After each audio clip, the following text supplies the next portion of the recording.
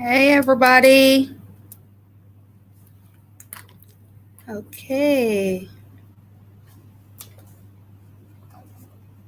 So, when you're using a new platform, you have a bit of orientation to do, right? So, I'm getting acquainted. Hello, hello. I'm seeing the comments coming up. Yay! As I said, when you're using a new platform, you have to get oriented real fast, right? The learning curve is like zero. If you're there, comment. Let me see that you're there. Feel free to say hi, whatever platform you're on. We're on Facebook, we're on Twitter, we're on LinkedIn, we're on YouTube. Yes, indeed, this new platform thing, we have to get up the curve, right? Thanks for joining. More people are coming on, so we're just going to give everybody a couple of minutes just to get connected. Depending on what you're doing, it's probably about lunchtime right now. Or if you're in quarantine or working from home, every hour is lunchtime. It's kind of like we're eating down the place. When you're at home, eating, it's almost like you're eating out of boredom sometimes. But hey, hi, Debbie. What up? Hola, hola. My Spanish is like zip. Well, not zip, a little, poquito. So I'll just leave it at hola. ¿Qué pasa? Welcome, welcome. Facebook. They're my Facebook peeps. I see my YouTube peeps. Oh, my goodness. Oh, absolutely. You're welcome. No, man, we're all in this thing together. Small business, medium, large, individuals. This COVID-19 thing it don't discriminate. So we're here for everybody. So you're absolutely welcome. We're happy to be here. All right. Good stuff. Good stuff. Yes, if you join, please just drop a comment. Let's see that you're here. I see Andre. I see Debbie. I see Dania. I see Omar. Daniel, what you LOLing about? I hope I'm not being too silly. The thing is, I'm really like, I'm very nervous, but at the same time, very excited because we're going to have some great conversations here today. It's going to be awesome. All right. Okay, so we're about 2 minutes in. So I know some other people are hopping on. But let's just start the conversation. So as we have been posting for the last 24 hours, we literally planned this webinar in the last, I would say, 36 to 48 hours. We literally just planned it because we've been doing a lot of listening online. And obviously, bonjour, bienvenue. Right, yes, I'm practicing my French. So, yeah, we've literally planned this webinar within the last 36 to 48 hours because in doing all the listening that we've been doing, we recognize that, everybody is concerned about this COVID-19 pandemic thing. I mean, OMG. Hi, Mike. OMG.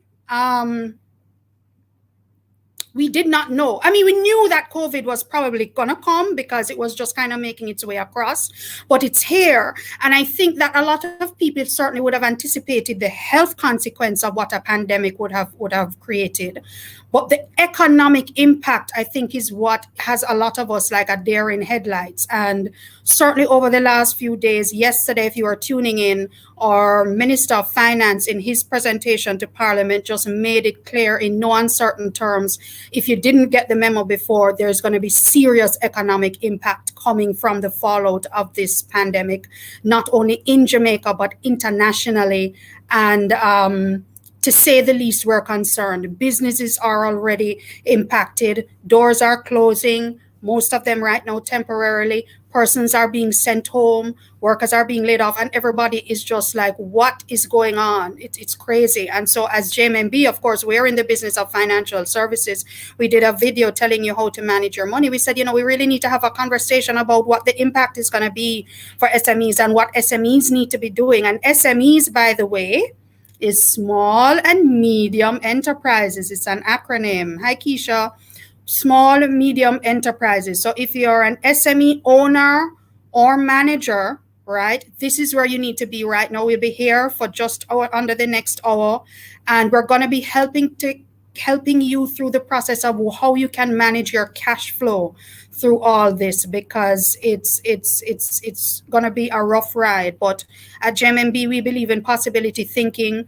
We believe that this too shall pass. While we'll never know when and where and how it's gonna land ultimately, we believe it is a cycle and it will pass. But the thing is, as I say sometimes, in order to get through, you have to go through. And from that vantage point, we're gonna help you to navigate how we're gonna get through this in terms of managing our cash flow as an SME. Right. And I have two great guests, because I'm really just the moderator. I don't have all the expertise. Let me just put that out there. I'm just the moderator, and I'm going to introduce them right now. So we're doing the social distancing thing, right? I'm here at JMMB in our boardroom, right? Because yesterday I had a little power cut type threat situation going on. So I didn't want that to happen today. So at least I know there's a reliable supply happening here at JMMB's head office. I'm here, but I have two guests who are joining me from elsewhere, and they have the information, they have the knowledge, and I'm very excited to introduce them right now. So I'm going to introduce the first person, who is one of my team members here at JMMB. So she's part of the JMMB family, of course. Her name is Shani Duncan-Falconer, right? And Shani is going to come up on the screen very shortly. We're going to bring her up. Shani, hey, Shani. Hi. How you doing? I'm fine. Are you surviving quarantine and social distancing and this whole new normal that I think we're still trying to wrap our heads around? What new normal with working from home and homeschooling? I don't know if I'll survive that one. Well, yeah, let me tell you. I mean, the memes going around about homeschooling are very much on point. I mean, as I was saying, when school is extended, but meaning school being out is extended, I said, okay, so we all need a pass to a mental hospital or something. All the parents trying to juggle it all. We need a pass, or probably need a bottle of rum, so extra bottle of rum, something. It's crazy, but we're getting through it. And Shani, if for you guys this information, yes, she is our head. She's the head of our SME Resource Centre. And I'm going to let what SME Resource Centre do real quick. Right. The JMMB Resource Centre is to help our small and medium-sized clients navigate through their life cycle. So once you come in as your clients of JMMB, we will help you with the additional needs that you may have. So we will help you with your business planning needs. We will help you with taxation. We will help you with marketing. So we have partners within the Resource Centre who can help you throughout the entire business life cycle stage. We're there for you to be able to help you with whatever you need additional than banking support. Great. And thanks for that clarification, because essentially what that is telling us is that our SME Resource Centre, we're bringing in everybody from both sides of the spectrum. So yes, we're the financial institution in the middle, but we're connecting our clients, our SME clients, to all of the people in this space who provide the services and the support to SMEs. So you really have a very unique 360-degree vantage point, Shani, and we're glad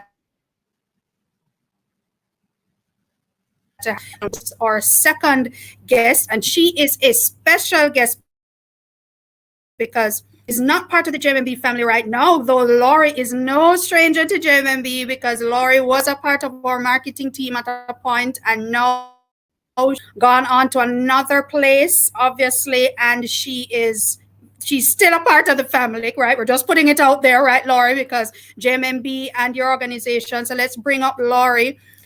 This is Lauri-Ann Ainsworth. Hi, Lauri. Hi, Kerry. Hi, Shani. So great to have you. So yes, so Lauri is no longer part of the team, but she's definitely a part of the family, because JMMB, we are a Branson partner. We're a very proud Branson partner. Happy to be in partnership with you for certainly at least about the last year or so. Yeah. And we're happy for you to happy that you're here on this webinar with us, because of course, I'm going to let you share. Lauri is the CEO of the Branson Centre for Entrepreneurship, the Caribbean, and she's going to tell us what the Branson Centre does exactly. Yeah, absolutely. Thank you so much for having me on, Kerry. Absolutely. I am no stranger to JMMB. Actually, there's a saying at JMMB that you never actually leave JMMB, right? Right. Yeah, you So kind of don't. you kind of never ever leave JMMB. JMMB is such a great company, and absolutely, in my current capacity, we love working with JMMB. We love having had you guys as a partner and just being able to partner with you on this. And at the Branson Center, we are business enablers. We're an accelerator program. We help entrepreneurs who are in the scale-up phase or growth stage entrepreneurs. We help them to scale their businesses in 3 different ways. So the first thing we do is help entrepreneurs with training. We help them with mentorship. We have an amazing pool of mentors that support our entrepreneurs. And the third thing is we support entrepreneurs with access to finance. So we support our entrepreneurs in a myriad of ways as well, just like what Shani is doing at the Resource Centre.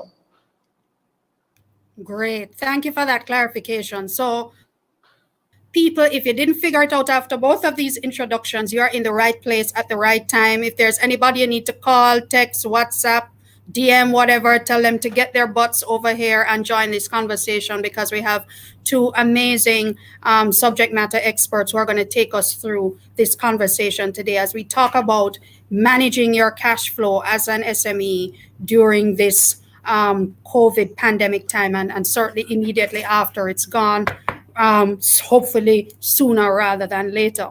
So ladies, so here's the context, right? Wow. Where do I even begin? So we would have probably woken up to a couple of headlines this morning, or major newspapers. You know, Jamaica is in for a massive economic shock, as quoted from our Minister of Finance, Nigel Clark. And the good news is that he also, in his presentation to Parliament yesterday, would have outlined some awesome, we thank him and the government, awesome stimulus packages of various kinds that are meant to support not only the very poor and disadvantaged, which on any day of the week, COVID-19 or not, they're going through a lot of challenges, and more so now. But the packages also are going to support employees of businesses who are particularly impacted. And I know that we talk about tourism a lot because, man, I mean, tourism has just taken a massive hit. And I know Laurie is going to share more about that in a bit. But not only the employees of those impacted sectors, but the businesses themselves in those sectors that are being most impacted and going to be most impacted by what everybody anticipates to be a potential economic fallout that's to come. And it's really just shocking and amazing. And as I said at the top of when we started, I don't think we necessarily appreciated the tremendous impact that COVID would have had from a fiscal, financial perspective beyond the obvious health challenges that a pandemic of this nature brings. So that's why we're here. That's why we're having this conversation, and we're going to go through. So what I'm going to do is, Laurie, I'm going to ask you to kick off, because what we're going to do, guys, or we're going to flip this. Yes, Jacina, 2 amazing women. What we're going to do is we're going to have Laurie share, because we have our program all lined out. Laurie's going to share, then Shani's going to share, and then we're going to open up for questions. So I have my comments panel right here, still getting used to this platform. And please feel free to share your questions. We have the team here who's making note of the questions as well, because I'm multitasking. I have paper, I have pen, I have screen. So we're taking the notes. We're going to be opening up for questions as soon as possible once we've gotten the information out that we wanted to share. So please start sharing your questions, and we'll get to as many questions as we can. Again, if you have to jump off, not a problem, because we're going to be recording this. We are recording this, and we're going to be posting it on our platforms once this is all over. So no worries. So feel free to share your questions. So let's start off. So Laurie. Yeah. So again, you're at Branson, and you are on the ground with so many different entrepreneurs from so many different sectors. And as I said, everybody is no doubt concerned. What are you kind of just hearing, from small business owners at this time? What's the word on the ground that you're getting from them? Yeah, absolutely. Right now, we have entrepreneurs in various different industries, and each one of them is taking a hit in various degrees. So whereas some of them are unable to sell their services or their products at all, others have a high demand for their products, right? So certainly if you're someone who is making hand sanitizer, you have a great business right now. But we do have entrepreneurs who have that benefit right now, but there's a challenge that comes with it. So let's just start there. So the entrepreneurs who have a high demand for their products, they're still experiencing problems. Why? Because of the self-isolation. They're talking about team members, the health and safety of their team members to help them to fill the orders that they need to get out. We have one entrepreneur who's making immunity boosting drinks. She's getting a lot of orders, but can she fill the orders? That is a challenge right now. It's also getting the orders to the customers, having synergies with persons who can help her in that business. The other thing is for the entrepreneurs who are closing down their businesses, particularly the ones in the tourism industry. We have one entrepreneur who's in the tourism industry in a past cohort who's most likely going to have to shut their doors completely. And that's concerning. Our restaurateurs are having a challenge right now. They're not getting their clients in, but they're trying ways and means to get to them. But those are ones most hit. The ones who are also in a critical place right now are the ones who offer in-person services. And this is something that was also mentioned by the minister yesterday.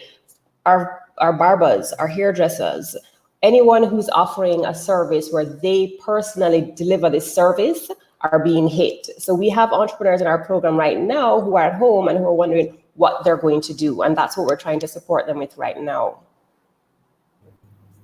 Thanks for that, Lauri.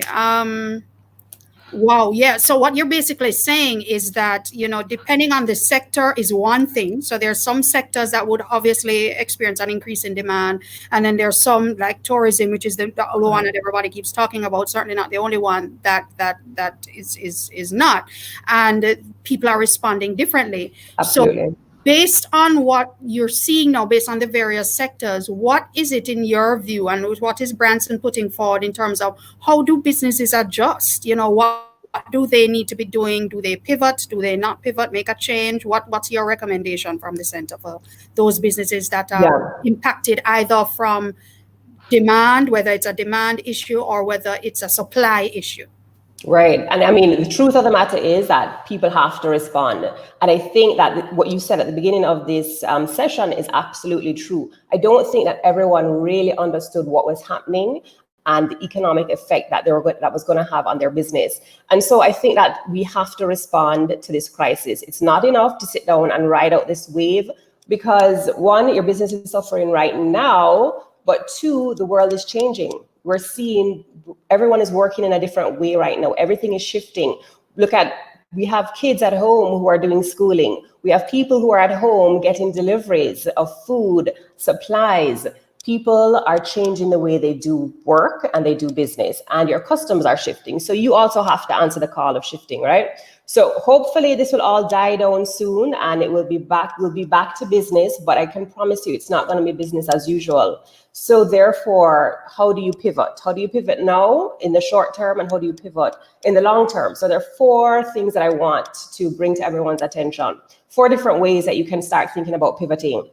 The first thing is to shift your messaging, right? It's not a true pivot in the sense of the word when we talk about pivoting in entrepreneurship, but I think it's important for everyone to understand and not panic to try to move into a totally different business, but first start with micro degrees of shifting. So the first pivot is shifting your message to appeal to your audience. So for example, if you're a service provider or you're an agency, can you shift your messaging to be more relevant to your customers right now, right? So let's take, for example, if you are somebody who's doing fitness. I see a lot of fitness people online are doing courses for their clients, but how can you appeal to them with a different messaging? How can you keep fit, keep your immunity up while you self-isolate versus what you've been doing before in the past, which is probably, keep fit to lose weight. Those kind of little shifts need to happen. And I'm just talking about one industry right there. So the first thing you can do is shift your messaging. Try to appeal to what your audience needs right now. The second thing would be to pivot your audience. So this is tapping into a new market. This is something that many entrepreneurs are looking at now. Are there opportunities for an untapped market or an untapped need that you can get a quick injection of cash into your business? So start to think about things in a different way. How can you tap into someone else or tap into someone else's audience that might need what you have now? The third thing would be to pivot your offer. And this is where I think a lot of entrepreneurs need to start looking at right now. And that's tweaking or augmenting their existing product or their service so that they can better meet the needs of clients now. And I've seen a lot of companies do this right now. I think everyone has been seeing this MD link that's been going around. Doctors are now shifting the way that they're offering their services to offer it online. And I think this is something that this pandemic is showing us around the world. Everyone is going digital. Everyone is going online. How can you start to tap into this or offer your service in a different way? And it's what I mentioned too before with some of the fitness experts now who are offering fitness online. Restaurateurs are now doing delivery that they weren't doing before, curbside pickup. So it's making small shifts and meeting the needs of your customers. And this is going to be really important for a lot of entrepreneurs to pivot the way that they're offering their current services. And I think this is great because it doesn't take entrepreneurs away from what they're doing now or what they're great at. It's not asking them to move into something that's completely different, but just tweaking it. The fourth way, which is the true definition of pivoting your business, is going a complete 180, creating something that's new. Now, there are lots of risks with this one because we don't know how long this is going to last, right? And given that we don't know how long this is going to last, if you completely move away from what you're doing now, it could affect your brand. It could affect the customers who are already working with you and who already know, like, and trust you. So there is a lot to be considered when we're talking about pivoting in the true sense of the word. But if I was to give an example of how persons could pivot, maybe add a new revenue stream, let's talk about our restaurateurs. Now, right now, we don't have people going into the restaurants, but there's another need, there's another opportunity that's been created. People are at home, people have to cook, right? We have people who are stocking up on food and they don't know what to cook, or they don't know how to do things that they would have liked to have done. Maybe they don't know how to create meals out of what they have in their pantry. Could a chef or a restaurateur start offering a service, doing pantry tours, virtual pantry tours, and helping their customers to come up with recipe ideas?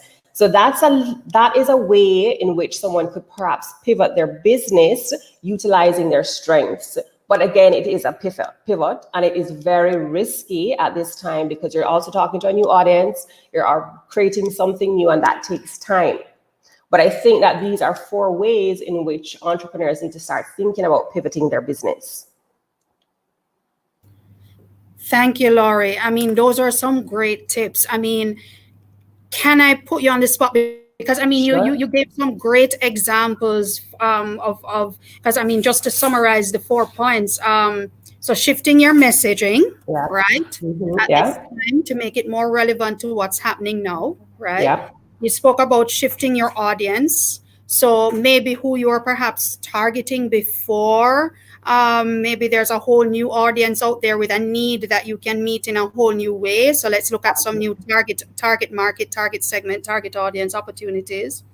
Then you spoke about tweaking or augmenting your existing product, right? Yeah. And you gave a great example of doctors, right? So yeah like my pediatrician is closed.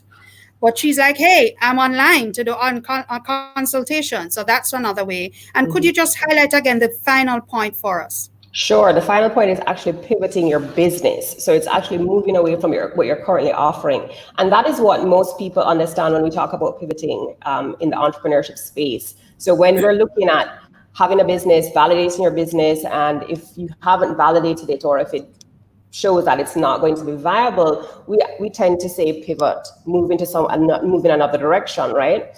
And what I'm saying with this particular point is that it is risky for us to drop what you're doing now in your current state, your current business, and move into something completely different, because you would have built up a bit of equity, whether it's brand equity, customers, so forth, that you're already supporting. And if you move into something completely different, unless it is closely aligned and you can create a new offer, then you run the risk of not being able to actually get that business going, because it's going to take a lot of time, effort, and money to start a completely new business. Of course, there's always going to be someone who sees an opportunity, creates a new business, and does well with it. But for the majority, that this might be a risk. So what I'm suggesting is you could look at ways in which you could create new revenue streams, not necessarily saying that you're pivoting completely, but answer the call of what's happening right now in the environment, which is everybody's going online. So the example I gave was, if someone is currently offering something, they could pivot and create the offer in a different way, support another pain point of their existing clients. That's an idea in which you can somewhat pivot or create a new revenue stream. Thanks for that. And I mean, that, as you rightly said, is not going to be an easy decision, that Right. final point, pivoting your entire business, especially the daunting thought of, oh my goodness, in the midst of this chaos, I'm going to be, but at the end of the day, though, if there's an opportunity there that you can fill in a moment, then why not? I said earlier, I want to put you on the spot, but quick housekeeping item, guys. We'll see the comments. Absolutely. Thanks, guys. Thanks. Great tips from Lauri-Ann, getting a thumbs up here in the comments. Thank you, guys, for the engagement. Just to acknowledge that we recognize that we're having some problems streaming on LinkedIn. They're blocking us for some reason. I don't know. I mean, we paid the bill. I'm kidding. No, but they're blocking us. And not to worry, this is being recorded, so we will upload it to LinkedIn. If you know anybody who's having trouble on LinkedIn, tell them to come on YouTube. YouTube is available for everybody. You don't need to have a Facebook or Twitter account or whatever. So just acknowledging that we recognize that challenge is there. But Laurie, I see Leighton. Hey, Leighton. Leighton had put in a question, because we're in marketing at JMMB, right? So once this whole quarantine, social distancing thing came out with the 20 people, now it's 10 people, events cancel, promotions cancel, right? And I know even promotions companies, event management companies, wow, I mean, they're just hands up in the air. Do you have any ideas or tips for them? I mean, I'm not kind of putting you on this spot.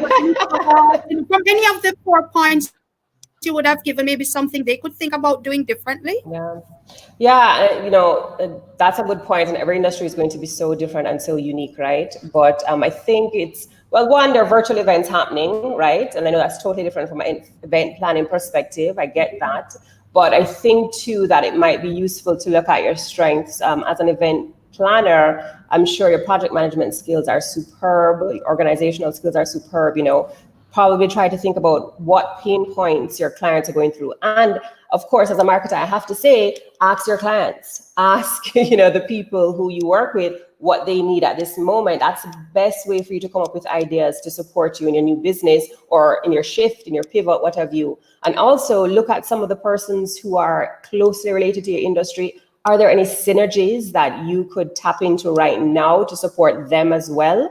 So I think there are many ways that we can start thinking about it. But Leighton, I would say, first of all, talk to your customers, see what it is that they're having a challenge with, see if there are any pain points that you can help solve. I don't have anything off the top of my head, but again, tap into your strengths and strengths of your team and see if you could perhaps come up with another revenue stream for your business. Maybe even, just on a whim, thinking about guides and tips for people who are at home creating events for their close families or so forth. How can they execute on that relatively easily? I mean, those are just some quick things that come to mind. No, that's great advice, Laurie. And I mean, I know Leighton, and they're pretty talented on a multitude of levels, right? So I know that they definitely can look at what what they can leverage as strengths and skill sets for them. But it's great advice. I mean, so coming out of these 4 points, I mean, based on the overall business landscape then that we're seeing, Laurie, and that's the next question we kind of shared with you ahead of time, is what are the opportunities in the midst of this landscape, you know, for us, for business, for SMEs to survive, really? Do you see any opportunities generally? Yeah, I think that there are always opportunities, even in these, you know, dark times, these daunting times. And I think that one, SMEs need to keep optimistic and start looking for those opportunities, talking to people. And I mentioned this in a previous interview. I think it's important to tap into your network, see what's happening with people. And I mentioned it a while ago, you know, bundling with other businesses. There's opportunity there to tap into another audience that you probably wouldn't have tapped into. And I'm going to go back to the whole restaurant industry. You know, we have entrepreneurs who are restaurateurs. We have entrepreneurs who provide products that are supporting immune system, boosting juices. If those two collaborated and with this meal you're getting an immune boosting drink, someone is probably going to tap into that or want to grab that because you're meeting more than one need. And the person who creates the juices is able to tap into the restaurant's audience. The restaurant's audience is able to tap into the person who creates the juices. So I'm just using that as an example, but I think there's an opportunity when we work together and we collaborate. And I think now is the time for SMEs and entrepreneurs to collaborate and see if they can support each other in their businesses. Businesses who have maybe resources like delivery trucks that you're putting away because persons aren't accessing your products, could you utilize that for another business that has a high demand? So that's something that I would definitely recommend.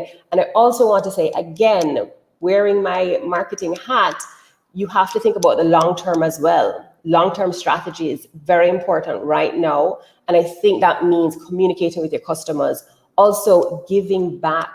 Everyone, right now we're talking about cash is king, and we're talking about cash right now, but we have to think about cash in the future. If you go silent because of what's happening in your business, you're going to lose your customers. And it's also not just about selling, it's about shoring up the future. So could you produce something? Could you give your customer something right now that's going to let them know that you have their best interest at heart, that you're thinking about them? And it could be something that is somewhat unrelated to your business, but it's branded by your business. Think about, I mean, the three of us here on this call are all parents, and I think we all share the same sentiment about homeschooling, that it's going to drive us mad. Although I have to give, you know, kudos to the schools, they're doing a great job. But as a business owner, you probably have parents who are your customers. Could you give them something or a bunch of resources that supports them during this time and just keep that brand equity going? I think that's important for you to do right now. Keep digital, keep the conversations going. And I think that's important to shore you up for the future. And also think about how you can go digital in the future. How can you have some kind of offering that can support you digitally or allows you to meet your customer where they are? Because I promise you, things are going to change. Your customers are probably not going to want to be coming to your establishment as much as they did before. So how can you ensure that you're thinking about the future to bring your business to them? Thanks, Laurie. So thanks for sharing that. You know, at the end of the day, we always believe that there are opportunities that can be leveraged, and a lot of the great businesses in the world, actually, a lot of them were birthed out of someone recognizing an opportunity where no one else saw one usually. Yeah. And so I really, support that message that, we do believe there's still it's not going to be business as usual for quite some time. So the question is, how can you identify what opportunities exist based on what you've built already in terms of your goodwill, your customer base, the skill sets that you've developed? How can you use that to identify and leverage opportunities? I guess my final question to you before we switch over to Shani, before we open for questions after that, is, looking in your crystal ball, which, and we're cautious to say we'll never really know what the other side of this pandemic is going to look like. But what do you think the next phase will look like after COVID-19? Knock on wood. Wow. Yeah. Look, I definitely have to look into a crystal ball for that one. But I do think that we're going to be working differently. I think businesses are going to be working differently. Right now, everyone is at home, remote working. And that's another question that our entrepreneurs are asking us. Actually, one of the big questions our entrepreneurs are asking us, how can they keep their team accountable while remote working? What are tips that they can get to remote work? And I think that this is something that we're recognizing we're moving towards. So I think business is going to be done a little differently. Organizations need to start looking more at automation, so that businesses can continue to be run. So I think that everything is going to look a little different. And I think that it would be in our best interest to start thinking about the future that way. How can you start documenting more of your processes so that when things like this happen, business can continue to run without someone being there, without being in the same space together, so that you can direct people, automating some of your processes, and having a team that's remote. So I think remote working is a big thing that's going to come out of this, and online presence. A lot of everyone is moving from offline to online. How can you start creating offerings that support an online presence? And it may come out in people's marketing at first, but I think that digital automation, remote working, those are the things that we're going to see coming out. Thanks. I second that completely, because I think that was another shock as well for a lot of businesses is, how do I do this thing, remotely, my employees working remotely, what are the processes? How do we actually make this work and make it work differently? Yeah, absolutely, Kerry. I think just acknowledge we're getting some great engagement online. Hey, Sean. And I see Gary, I see Cortia, hey, Minister, Vincent. I love the engagement. I love the feedback.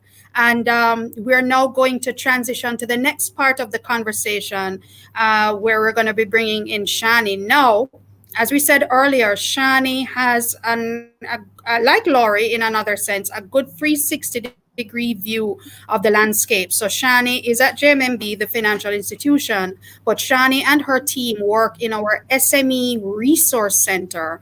And that team is really responsible for partnering with our SME clients in helping them to grow their business. That's really what we're here about. That's what our basis of financial partnership is. What's the purpose of a financial institution if we're not partnering with you to grow? It's not just about getting through day to day, it's about growing.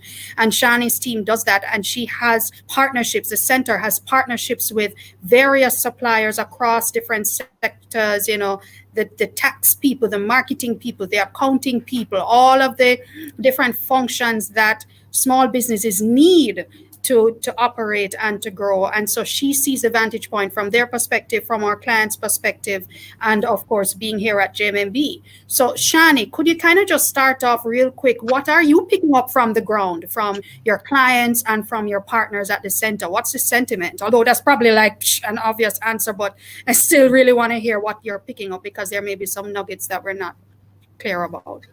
In terms of what people are saying, they don't know what to do right now. They don't know what to do now, and they don't know what it's going to look like when it's over. So they're trying to navigate, and they're trying to do their best. They're trying to say, what do I cut back on? How do I move forward? It's really everybody's unsure and uncertain about what to do at this point in their business. And they're looking for solutions. Thanks for that, because I totally get it, because not only did no one see this coming, this whole pandemic situation, nobody saw it coming. Or maybe again, if we saw it coming, because you heard it was in China, you heard it was coming across Europe, and you always used to say, it's just a matter of time before it gets to Jamaica, right? Yeah, but I think we were very concerned about the health aspect, but didn't really have a good handle on what's the economic fallout that may come about as a result of it. So a lot of people have questions, and of course, that's why we're here. So going back to one of the areas that we wanted to focus on in this particular webinar, Shani, is what recommendations do you have? Because at the end of the day, we know the popular nomenclature that, or saying, as it were, that cash is king, right? Yeah. But cash is not going around for a lot of people these days. But the reality is that we need to know, for whatever cash flow we have, for whatever we have, the pittance or the more than the pittance that is still there for us. The question is, what do we do? At this time, as you said, people have questions. We have folks online here eager to hear.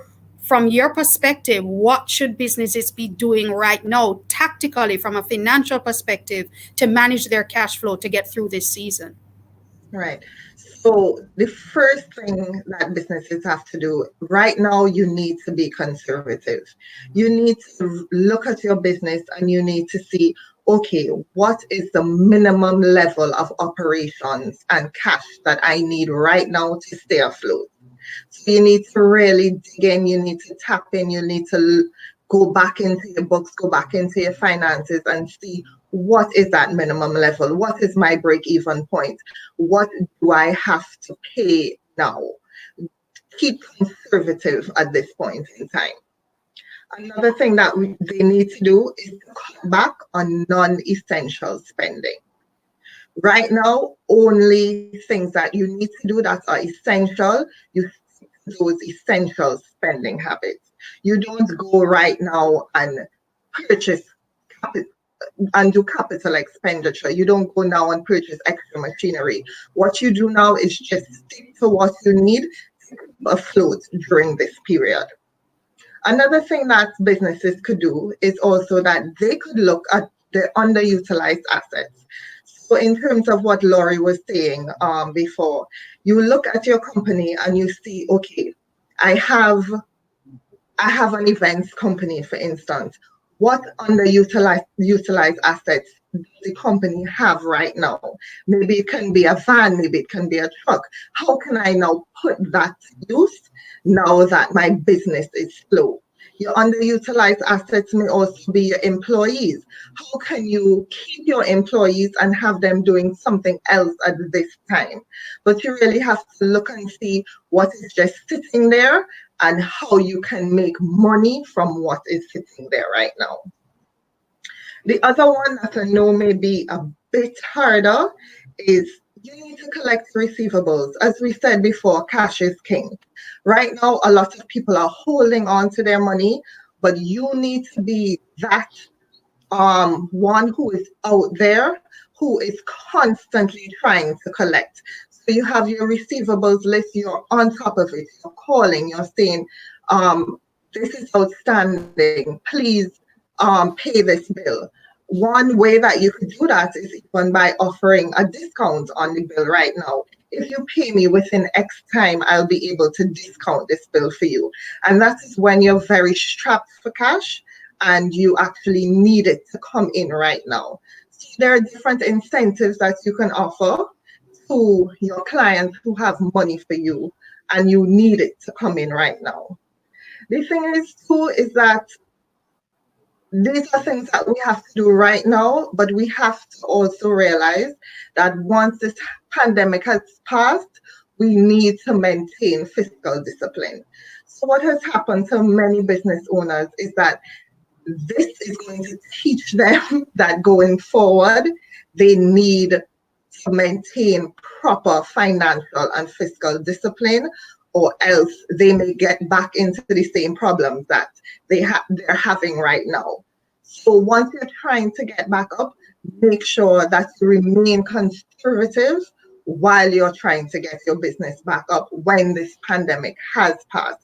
Because the thing is, it will pass. We don't know when, but we know that we will recover, but we will take some time to recover, and we just have to do it conservatively within our business. Thanks, Shani. I mean, I think those are some great tips. I mean, of course, the fiscal discipline for some, it may be a word to the wise, not soon enough. But hey, as we believe this is a cycle, and this too will pass. Can't say when, but it's always great for going forward. But the message about being conservative and looking at what opportunities exist. I'm using the word opportunity because when you talk about underutilized assets that you can leverage to generate other revenue opportunities at this time, whether you have a vehicle like a truck, or as you mentioned, your very employees, your talent, see them as an asset, and the skill sets that they have. I know Laurie made the point earlier, if you have particular skill sets that you used to leverage in the area of like event management, for example, but that means you have great project management skills. Are there businesses right now or clients right now who need those kinds of skill sets to help them get through this season? Is something that you can think about. And I like the point about being very deliberate about collecting money that's out there, and if there's a way that you can incentivize people to pay you and pay you sooner to make sure you're getting as much cash off the road. There was a question, I think it was Cortia who asked it earlier about suppose you have no float. If you're starting from zero, and she had it in capital, ZERO, what if there's no float? I mean, we're talking about managing cash flow, and Cortia giving us the hard question, which for a lot of people is a reality. Is there anything you would say to that in particular?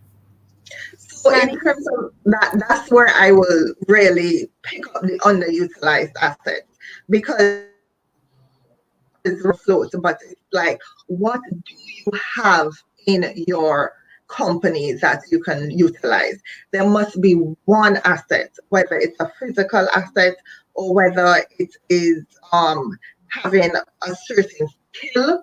You as the owner, or you can utilize that skill or utilize that asset and be able to make money. So as Laurie said, sometimes it is just pivoting your business model. It's not going to a totally new business model, but at this point you may need to pivot. You may need to sit down and really think about what your business model is.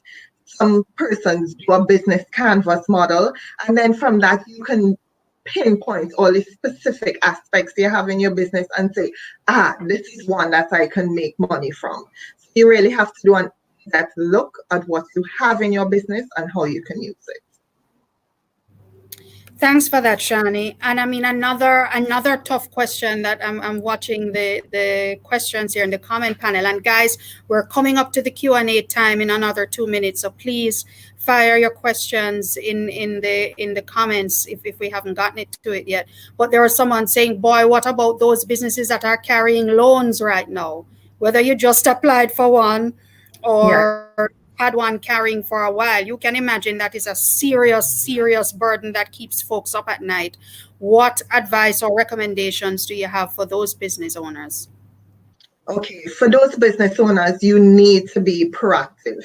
You need to go, you need to look at your books, you need to see, as I said, what's your minimum that you need to survive. And then what you do, you go to your banker. You don't sit down there and wait for your banker to come to you. You know what minimum you need to survive. You go in and you try and you renegotiate your loan terms. The thing is, a lot of banks now are more open to stuff like this. You sit down with them, you say, okay, this is what I can afford on a monthly basis right now. How can we work it out? Can I get a lower interest rate? Can I defer payments? Bankers are open to listening to their clients, especially here at JMMB, where we serve our clients depending on their specific needs. So you call your banker, you maybe not come, but you call them and you have that conversation. Payments, but do not add additional debt at this time. You need to renegotiate existing debt instead of adding to it. Thank you, Shani. And I mean, I want to underscore that point. I mean, obviously, I work with JMMB, right? And I know we have a commitment to working with our clients. But if I may dare say, just talking to my colleagues across the entire financial services sector, and obviously we are a sector that has been doing very, very well over the years. But don't be fooled, guys. It's not lost on us. We know we can't exist without clients. And if our clients, including SMEs, are not in a good position financially, and hey, the writing is on the wall, look at what's happening out there. It's not like businesses are choosing to close down. It's not like customers are don't want to buy. Everybody's feeling the pinch. So your financial institution, I dare say, I believe, will definitely want to partner with you, because the reality is we can't exist without clients. And if our clients are hurting, we are going to hurt. So the question is, how can we work together? So the aim is not to hide, but it is to be proactive, as Shani said, and have the conversation. Shani, still on the loan topic, because there's some questions coming in that kind of made me think, should I be looking to take out a loan right now? Because I mean, people are talking about, boy, we need an emergency loan to help. Is it something you recommend? Or if you do it, what are some of the triggers, that you need to ask yourself before you decide to put in an application? Because, that can be sticky. Right. So if you have an existing loan that you cannot afford to make the payments right now is not the time to add more debt so what you have right now. And actually with the grant program, with the care program that came out and was explained last night, there are certain grants that the government is now offering. For instance, there is the small business grant of 100,000 for if you have employees. So there are other grants that the government has offered. Within the care program, there are 7 different aspects of it. And what we need to do is educate ourselves in terms of being able to get grants as opposed to going through and adding debt right now. So you really need to read, you need to see what's out there, and you need to see if you qualify for it, instead of saying, okay, my first thing is to get a loan. No, your first thing is to say, okay, how can I pivot my business to be able to make money? And once you've done that, how can I get certain grants out there? And then how can I renegotiate my loan, instead of saying, let me add another loan right now? Thanks, Shani. I think that's very sound advice, because we really don't want folks to be digging even a deeper hole. It's not advisable. So I'm totally with you on that. So we have just under 10 minutes left. We're cognizant of everybody's time. In as much as a lot of us can't really move, we still got things to do. So we're cognizant of the time, but we're now open to more questions. I mean, I've been seeing some, and I've been trying to pull responses from our experts. I mean, I see the flames coming up. I see the thumbs up. These ladies are awesome. I mean, I'm like, okay, I'm taking my notes over here. It's just fantastic. You ladies have really given us some great nuggets to chew on today. We really appreciate it. I know. I mean, Lauri, just to jump back to Lauri a little bit. I mean, obviously, you're not in the financial sector itself, but what's the biggest piece of financial advice or conversation that you are having, with your partners, your businesses there at the center? Yeah, so for our entrepreneurs, some of the same things that Shani is explaining now that we've been trying to support our entrepreneurs with. How are they going to make rent? We're encouraging them to talk to their landlords, talk to anyone who they're renting from, to have that kind of conversation, to renegotiate. So everyone is this topic, guys, is such a great topic that you've chosen, how to keep cash in hand, because that's exactly what our entrepreneurs are asking us about. How can they do that? And so we're encouraging them to do some of those same tips. Try to get your receivables in order. Also from a financial perspective, I think it's important for them to document their losses.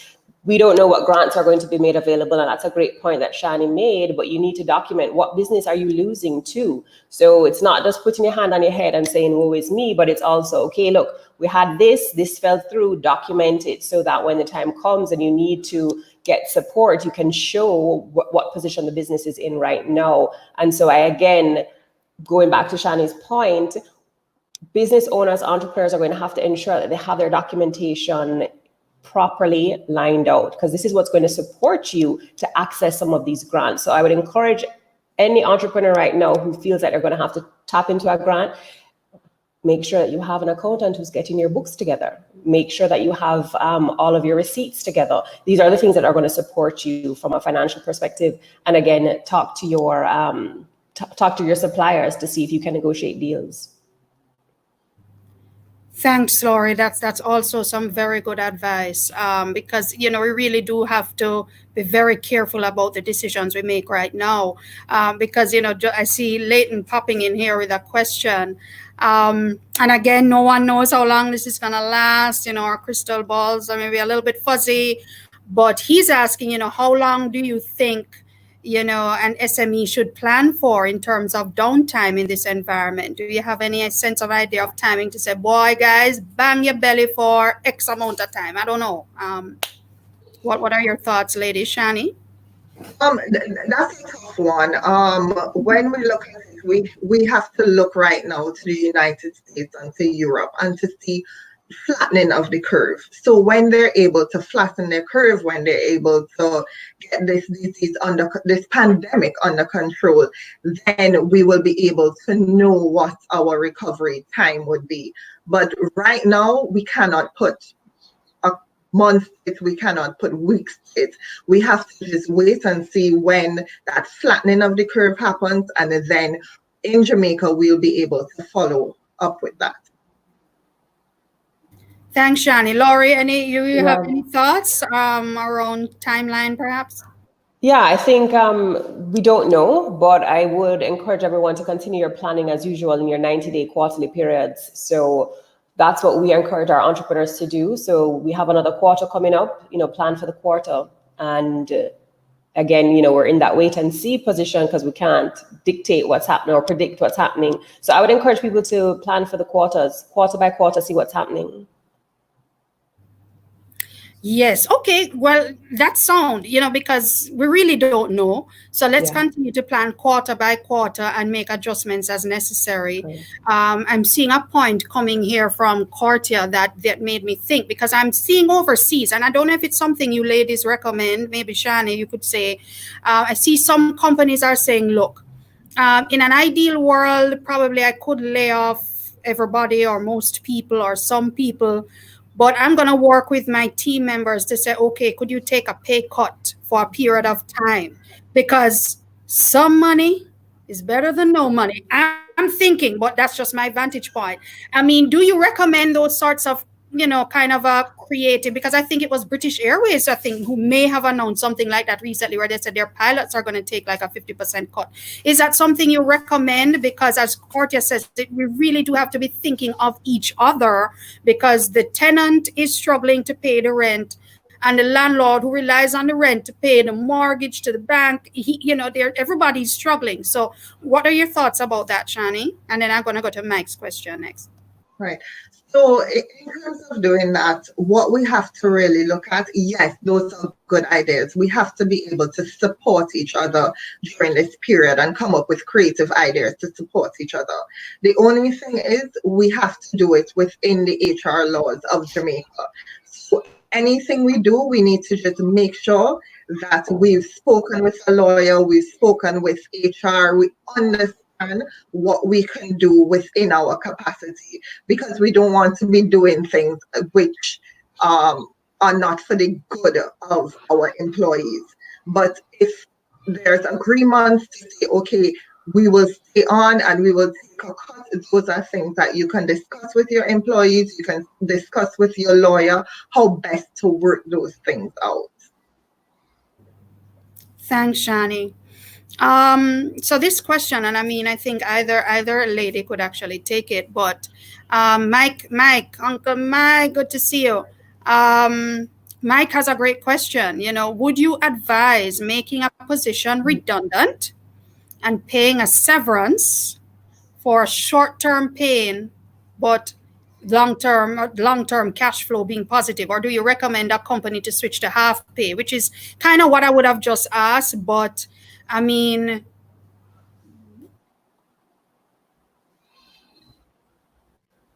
again, and take the hit now. I mean, any thoughts around that, ladies? I don't know who wants to jump on that. Yeah, I think that a lot of companies are doing that right now, unfortunately. And I think the first thing to do is, as Shani said, talk to your employees, because I don't think everyone is fully cognizant of what's happening from an economic perspective here. So I think it's important that everyone has a true picture of what's happening in the business, what's happening around the world, because we'd be very surprised that people are not paying attention to this, so that they understand that if we don't have customers coming in, you can't get paid. So there's a big problem there. A lot of employees may not be looking at it that way. The second thing is, I've been seeing some really innovative ways that people are keeping their employees on, maybe by offering some kind of share in the company for them to work for discounted or no pay. But I mean, again, it comes back to your business model. And I think that it's important for you to, one, rally around people, your people, because if you let go someone now versus cutting their pay, they probably don't have a job to go to if they're let go. So a lot of people right now are happy to take the cut, knowing that they'll have a job in the future, versus being cut with no options because nowhere is hiring really. There's going to be even fewer jobs in the future. So I think it's trying to find that happy medium where you can keep as many jobs as you can, but still look at the business and what's best for the business. Be creative. Thanks. Yes, Shani.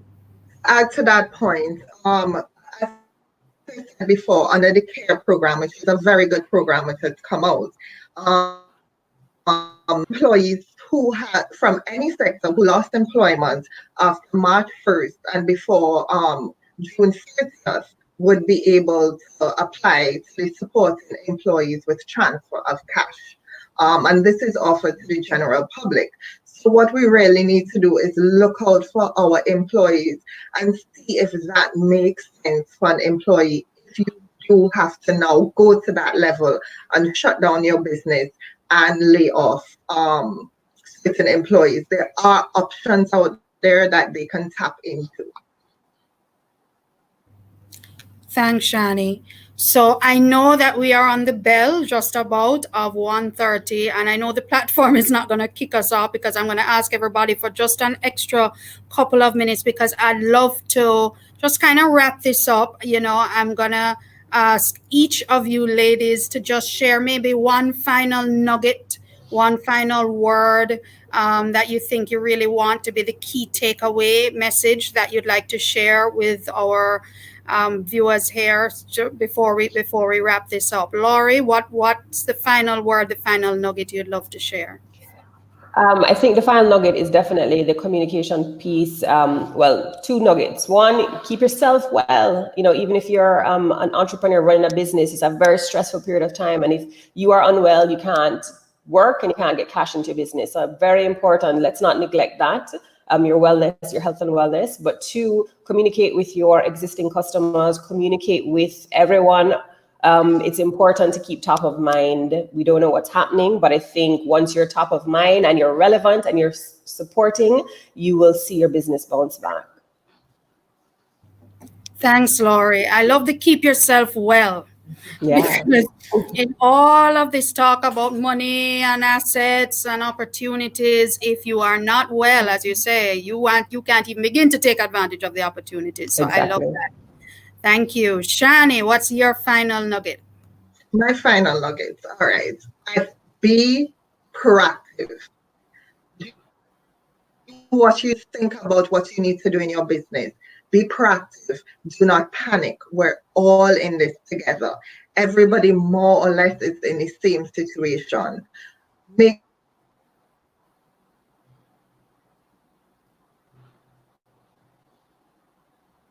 sure you. So be proactive. Don't panic. Support Jamaica. Buy Jamaican products. Make sure that everything.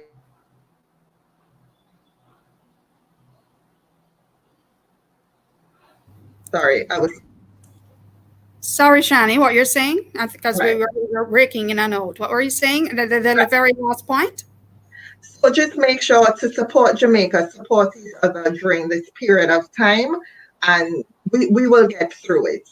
We don't know when, but we will get through it and know that it will end. Yeah. Yeah, we will get through. As I said at the top, to get through, we're gonna have to go through, and we are going through. We're gonna continue to go through. We're not quite sure for how long. It's certainly not gonna be a couple of weeks, that's for sure. But we are confident that we will come out on the other side of this. And it's really, again, about the partnership. It's about being compassionate. It's about being understanding and really recognizing that everybody is feeling this. Nobody is exempt from the impact. So how can we work together to make the best of it? And taking advantage of the opportunities just the same. So ladies, on an awesome man, on a fantastic, on a fabulous, on a thing. We are so happy that you joined us. As I said, we planned this in about 36 to 48 hours. You got a call, you said yes, you're there. Lauri locked out the children so they couldn't come and disturb her. You know, Kerry, Door shut and locked. And Shani, you came and you answered the call, and my team is here. We're in the boardroom. As I said, we have the social distancing, so we're all sitting at least 3 feet apart. It's really awesome. We're so very glad that we were able to support Jamaica with this conversation, because it's so relevant right now. And this is not the last you're hearing from us. Listen out for us, because this information is necessary. And we know that as part of being the financial institution founded on the basis of love, with the best interest of all at heart, we see it as our pleasure, in addition to our responsibility, but our pleasure to be able to support Jamaicans to get through this tough time by having the financial conversations necessary. So thanks again, guys, to all of our people. Very informative. Thank you. You're welcome. Great job, ladies. We're seeing the comments. We love the engagement. Eye-opening. Love it, love it, love it. Thank you, everybody. Please stay safe. We wish you all the best for your businesses and your loved ones. Keep connected with JMMB on social media for more great content. Continue the conversation. Continue sharing your questions. Hey, Trinidad. Thank you, Trinidad and Tobago. Thank you for joining in. Somebody was from India earlier. We're gone foreign. We are obviously on the internet, right? Duh. I'm going crazy. But yes, thank you, ladies. We really appreciate your time. We appreciate your expertise. Thank you to my marketing crew who are all here supporting. Thank you so much. And everybody stay safe and God bless. Bye. Thank you. Take care. Bye. Bye.